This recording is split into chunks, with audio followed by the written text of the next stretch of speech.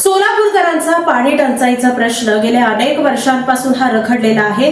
हा सोलापूरचा पाणी प्रश्न नेमका कधी संपणार असा विचार आणि असा सवाल आजपर्यंत अनेक वेळा विधान भवन असेल किंवा संसदेमध्ये विचारण्यात आला, पण एकंदरीतच आता सुद्धा या सोलापूरचं पाणी कर्नाटकनं पळवलं असल्याचा संतापजनक आरोप करत दक्षिणकाठी असलेल्या भीमा नदीकाठी असलेल्या अनेक नागरिकांनी आक्रोश करत हा सवाल उपस्थित केलाय।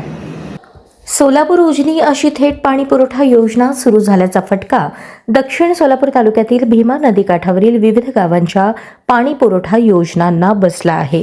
उजनी धरणातून सोडलेले पाणी कर्नाटक सरकारने उमराणी बंधाऱ्यात मोठ्या प्रमाणात अडवल्यामुळे औजपासून कुडल संगमपर्यंत भीमा नदी कोरडी पडल्याने नदीला डबक्याचे स्वरूप आले आहे।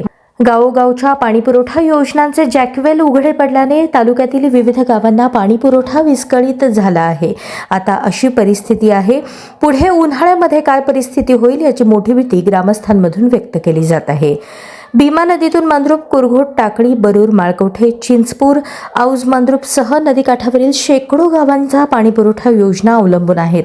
आजपर्यंत टाकळी येथील भीमा नदी पात्रातून सोलापूर शहराला पाणीपुरवठा होत होता। ज्यावेळी भीमा नदी कोरडी पडते त्यावेळी सोलापूर महानगरपालिकेच्या पाणीपुरवठ्यामुळे उजनी धरणातून या नदीपात्रात मोठ्या प्रमाणात पाणी सोडले जात होते। त्यासाठी सोलापूर महानगरपालिका जलसंपदा खात्याला लाखो रुपयांची पाणीपट्टी भरत होती।